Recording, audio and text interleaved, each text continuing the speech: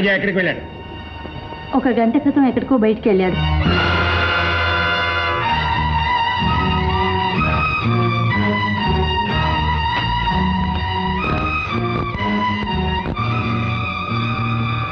IG Madhavarao speaking here. నా కొడుకు రాజా ఎక్కడ కనిపించినా వెంటనే అరెస్ట్ చేయండి. అవును, మా అబ్బాయి. లొంగకపోతే కాల్చి పారేయండి. ఏమిటి మీరు మాట్లాడేది? మీకు మతి గారిపోయిందా? రాజాని కాల్చేయమంటారా? వాడేం తప్పు చేశాడని, ఏం నేరం చేశాడని? ఒక నేరం ఒక తప్పు కాదు వాడు చేసింది. దేశంలో ఎన్నో ఘోరాలు నేరాలు చేసి గోల్డ్ మ్యాన్ అనే పేరు మూసిన గజ దొంగ వాడే. నా బాబు గజ దొంగ అంటే నేను ఒప్పుకోను. నేరస్తులని చూసి చూసి మీ కళ్ళకి ఏ పాపము ఎరగని వాడు కూడా దొంగ దోషిలా కనిపిస్తున్నాడు. లక్ష్మి, మమత మమకారాలతో మనం నమ్మలేకపోవచ్చు. తెంపుకోలేని బంధాల కారణంగా మనం అలాగే అనుకోవచ్చు. కానీ ఇది నిజం. బాబు గారు, మీరు పొరపాటు పడుతున్నారు. తొందరపడి రాజాబాబుని ఏమీ చెయ్యొద్దు. ఆయా, నేను తొందరపడుతున్నానో పొరపడుతున్నానో నాకు తెలుసు. మీరెవరు ఏమి చెప్పక్కర్లేదు.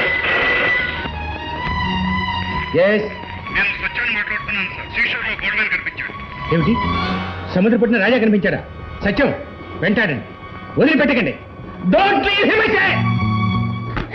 ఏమండి, నా బాబుని ఏమి చేయకండి. నా మాట వినండి. ఏమండి? లక్ష్మి,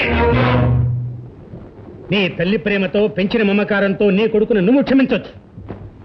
కానీ నా బాధ్యత, నా వృత్తి ధర్మం నేరస్తుని శిక్షించి తీరుతాయి. కర్తవ్య నిర్వహణలో నా ప్రాణాలైన వదులుతాను, కానీ నేరస్తుణ్ణి మాత్రం వదిలిపెట్టేది లేదు. Okay sir. అలాగే sir. Okay sir. Okay, come on move.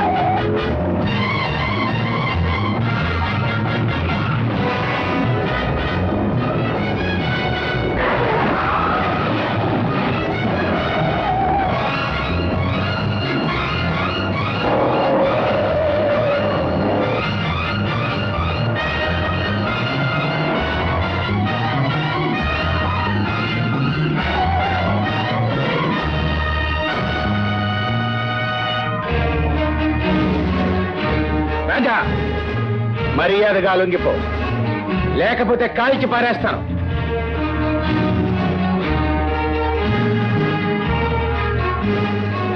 కాల్చటానికి నేను సంకోచిస్తున్నాను అనుకోకు రాజా. లొంగకపోతే ఖచ్చితంగా కాల్చి పారేస్తాను. లొంగిపో.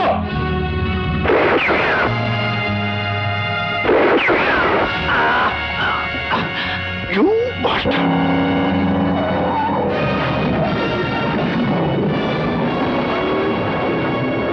Sir sir Ajay sir Ajay sir sir sir mister Satyam, you're correct. నా రాజాయే సార్ దేశాన్ని దోచుకునే గోల్డ్ మ్యాన్. వాడే గజ దొంగ. వాడు దేశాన్ని దోచుకోవటమే కాదు, కన్న తండ్రినే చంపగలిగిన దుర్మార్గుడు మిస్టర్ సత్యం. వాణ్ణి ఎలాగైనా సరే ప్రభుత్వానికి పట్టి సార్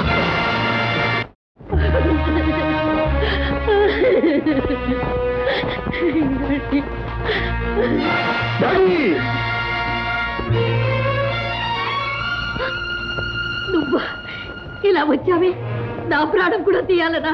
తీసి నా నొదటి పుట్టి చెరిపేసిన నీకు సంకోచం ఎందుకు? చంపే, ఆయనతో కలిసి తగలడిపోతాను.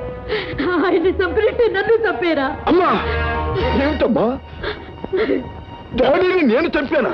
ఎందుకమ్మా అలా మాట్లాడుతున్నావు? అమ్మా ఎవరా నీకమ్మా? నీలో ఉన్నది నా రక్తమే అయితే, నువ్వు నేను కన్నబిడ్డవే అయితే ఇంత ఘోరం చేయలేకపోదు. దిక్కు బుక్కు లేని ఈ ఆయా కొడుకు కనుక ఈ పని చేయగలిగావు. బాబు పిల్లకి పాలు పోసి పెంచిన మేము కాటు అనుభవించక తప్పదురా. అమ్మా ఏమిటమ్మా ఇది? మీరు నా తల్లిదండ్రులు కాకపోతే ఏమిటమ్మా? ఆశా, అమ్మ చెప్పేది నిజమేనా? రాజా, గోల్డ్ మ్యాన్ పేరుతో దోపిడీలు చేయటమే కాక నిన్ను పెంచిన ఈ ఉత్తముడి చావు కూడా కారకుడు అయిన నిన్ను అరెస్ట్ చేస్తున్నా. మిస్టర్ సత్యం, ఇదంతా కల్పన. ఇందులో ఏదో మాయం ఉంది. నేనే నేరము చేయలేదు. మాయ మాటలు చెప్పి తప్పించుకోలేవు. నువ్వు చేసిన దారుణాలన్నీ కళ్ళారా చూసిన ప్రత్యక్ష సాక్షిని నేనే. మిస్టర్ సత్యం, కళ్ళారా చూసినవన్నీ నిజాలు కావు. నా మాట నమ్ము. నీ మాటలు నమ్మి నిన్ను వదులుతాననుకో. నిన్ను ఉరికమ్మ ఎక్కించడమే నా ఛాయ్.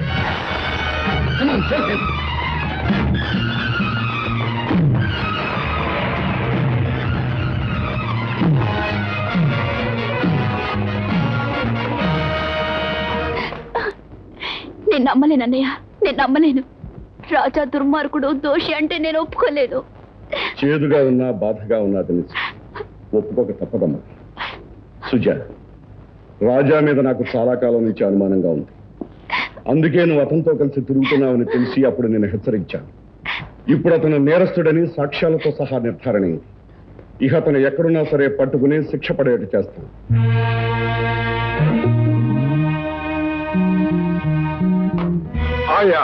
రాబాబు, నువ్వు వస్తావని నాకు తెలుసు. తట్టుకోలేని నిజాలు విన్న నువ్వు వాటి గురించి తెలుసుకోవడానికి వస్తావని నాకు తెలుసు. అందుకే నీ కోసం ఎదురు చూస్తున్నాను.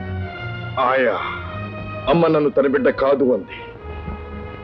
నువ్వే నా తల్లి అంది. చెప్పు ఆయా, నిజం చెప్పు. నీకు తెలిసిందంతా చెప్పు ఆయా. అవును బాబు, నువ్వు నాకు మరో పుణ్యాత్ముడికి పుట్టిన బిడ్డవి. అంతేకాదు, ఇప్పుడు జరిగిన సంఘటనలు బట్టి ఈ నేరాలు చేసేది, మాధవరావు గారిని చంపింది నీతో పాటే పుట్టిన నా మరో బిడ్డ అయి ఉంటాడని అనుకుంటున్నాను. అవును బాబు, నిమిషాల తేడాలో నేను కవల పిల్లల్ని ప్రసవించాను. అప్పట్లో మీ నాన్నగారు డ్రైవర్గా ఉండేవారు. మేము మిమ్మల్ని ఇద్దరిని ఎంతో ప్రేమగా పెంచుకునేవాళ్ళం. ఒక దురదృష్టపు దినాన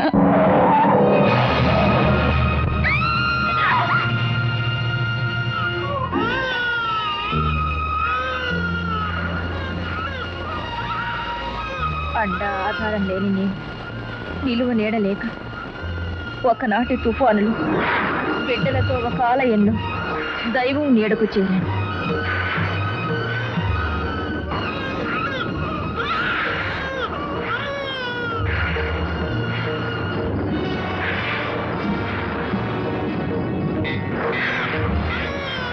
బాబు! బాబు!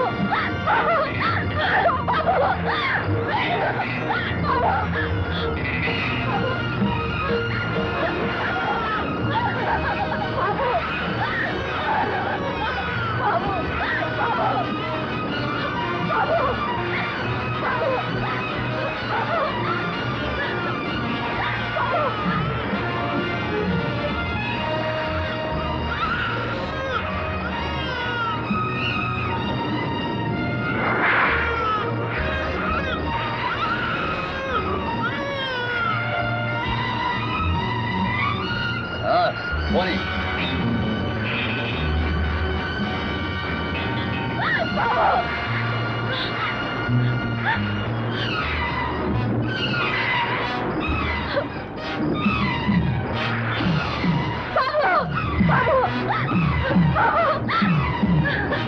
విధంగా బిడ్డలిద్దరినీ పోగొట్టుకున్న నేను కొంతకాలం గడిచాక పోలీస్ ఆఫీసర్ మాధవరావు గారింట్లో పని మనిషిగా చేరాను.